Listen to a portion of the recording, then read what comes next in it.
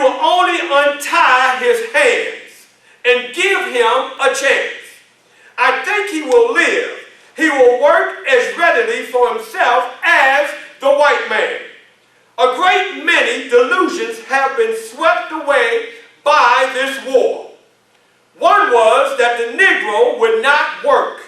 He has proved his ability to work, and another, that the Negro would not fight, that he possessed only the most sheepish attitudes of humanity. Was that a perfect lamb, or was he an Uncle Tom? Disposed to take off his coat whenever required, fold his hands, and be whipped by anybody who wanted to whip him. But the war has proved that there is a great deal of human nature in the Negro, and he will fight. Mr. Quincy Adams, president, said, in earlier days than these, when there is a reasonable possibility of whipping anybody, don't whip the Negro. Let him stand on his own. That's what the black man wants. Thank you.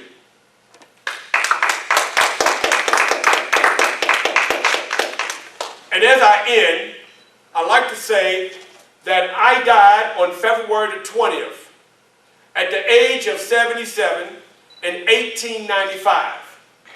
My body laid in state in the Capitol Rotunda in Washington, D.C. There were many that came from all over the world. Kings, queens, king, queens, princess came over to say goodbye to me. I am currently buried in the cemetery in Rochester, New York. And with that, I would like to say thank you all for coming out. I hope you enjoyed the presentation. Thank you. I'll open the floor up. If there's any questions, I'll be more than happy to answer your questions. Thank you. Any questions? Yes, sir. Got a question? No, by the way, that's my son. Donald Lee Dowridge III. How y'all doing? Yes.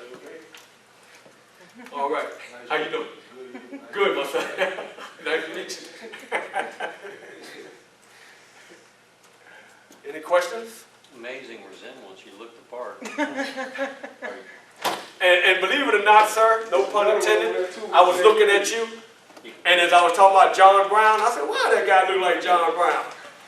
Scotch Irish. Huh? Scotch Irish. Oh. Any other questions? West Virginia. Okay. Yes, ma'am. Hi, my name is Celine Bennett. What started you doing reenactments? Well, to be honest with you, I started in 2009, and this is my 10th year portraying Frederick Douglass. And believe it or not, as weird as it may sound, one morning I was up brushing my teeth, and I kept hearing Frederick Douglass. And at the time I was married, and I was looking around to see was there anybody else in the room with me, and I was there by myself. And from there I just went down to the, it's called the Strass Theater in Tampa. I went down and I just rented out a theater, and the rest is history. And here I am 10 years later. And to be honest with you, since I've taken on the role of Frederick Douglass, I've had the opportunity to travel just about all over America portraying Frederick. And as you know, we just lost the Queen of Soul, Aretha Franklin, with her bad self. And I'm sure you all caught the picture of her laying in the casket with her legs crossed with the red dress on. Well, that was at the Charles Wright Museum in Detroit, Michigan. That was one of my first dates in that same museum, and I forget what year that was. So and I'm sure you all heard of Uncle Charlie Wilson. I've opened up for him, and you know, I'm just going to say it, God has been good because I've had the opportunity to perform in front of standing room audience in theaters, churches, and you have it. So auditoriums, you know. So it's been a great 10 years. Thank you. Anybody else? Questions? Answers? Statements? Oh, I from this gentleman right here. Yes, sir. Well, just to let you all know that Frederick, in his early years, they moved him from Eastern Maryland to Baltimore. I was born in Baltimore. And I come out of 5 harsh foster homes. So, though I never experienced being a slave, but the first 12, I would say the first 17 years of my life, it was like almost as if I was a slave.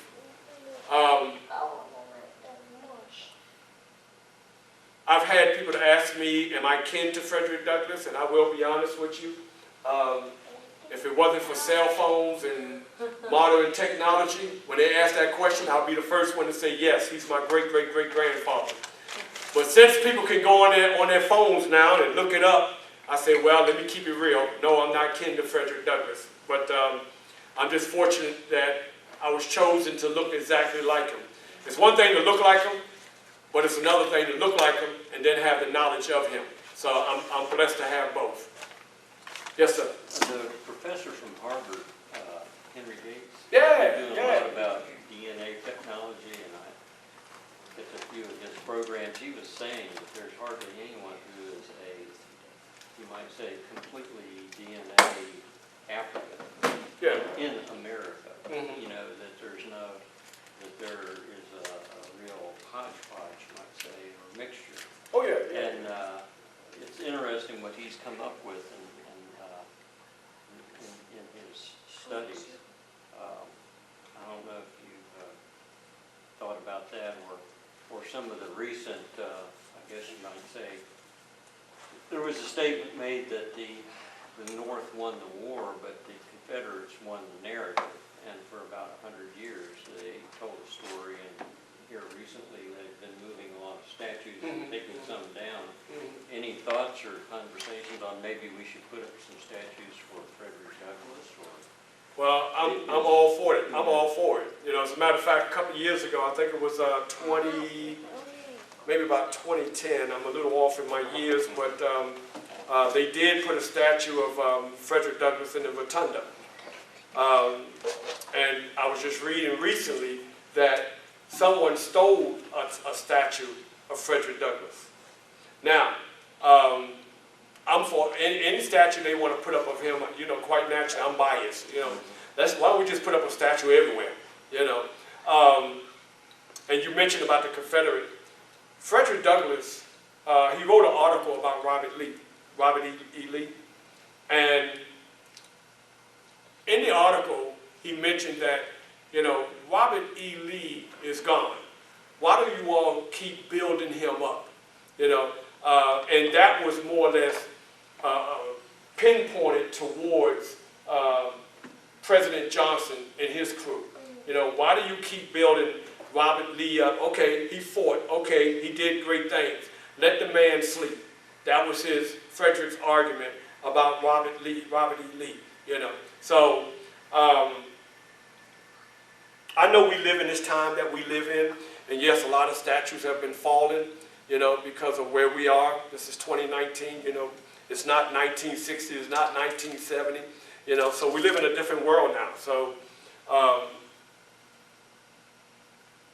honestly, I'm like, okay, you know, if it's going to change minds and it's going to bring purity, if you will, to this society, you know, and if it's going to wake up blacks in this country, okay, fine, because I'll be honest with you, we need to be woken up. There's too many of us sleeping these days. So, next question.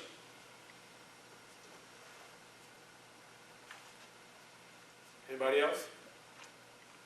I didn't see the awards last night, but I heard that, I saw a picture that the awards was surprised by a special guest. Anybody know who we're talking about? Who the special guest was? Yeah. Yeah, Patsy. Yeah. She won Patsy.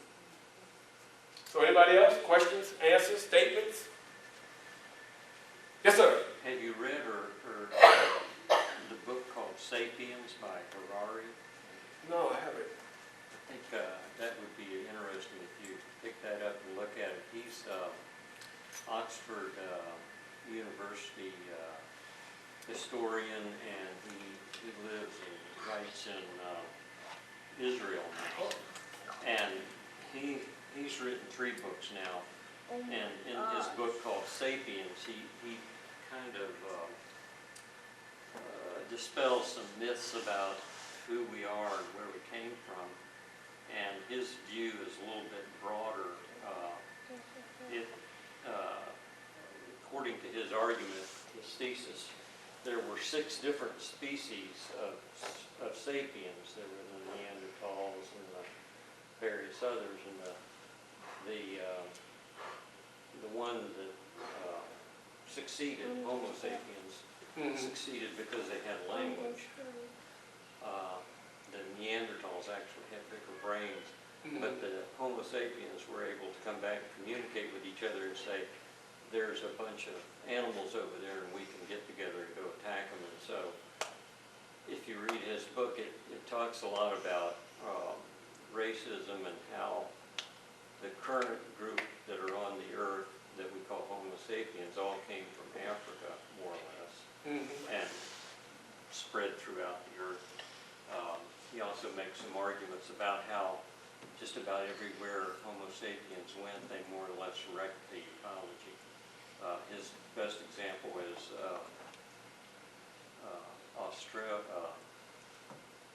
Australia, where right shortly after mankind got there, the large animals started disappearing. So he's kind of the Homo sapiens are the worst wrecker on Earth, you might say. It's an interesting book if you haven't picked it up. The title is simply called *Sapiens*. Sapiens. You can probably pick it up at any public library. And we are the He Homo makes some sapiens. interesting arguments. That,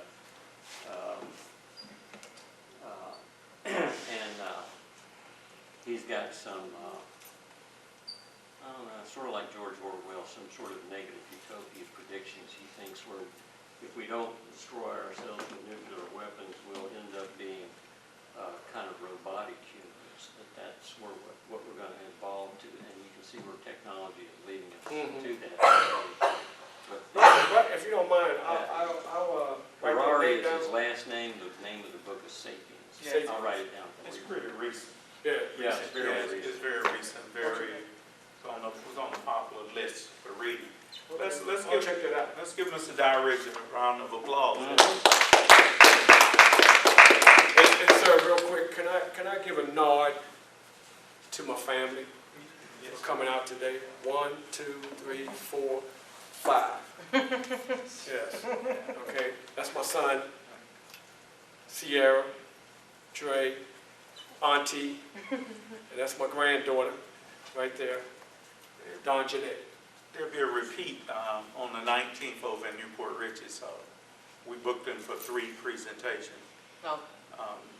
Tomorrow morning at 9:45 we'll be in Brooksville. We'll have Pastor Gaddy telling his story about coming of age at the Dozier School for Boys up in Mariana. And he'll do that at 9:45 and then again at 2 tomorrow.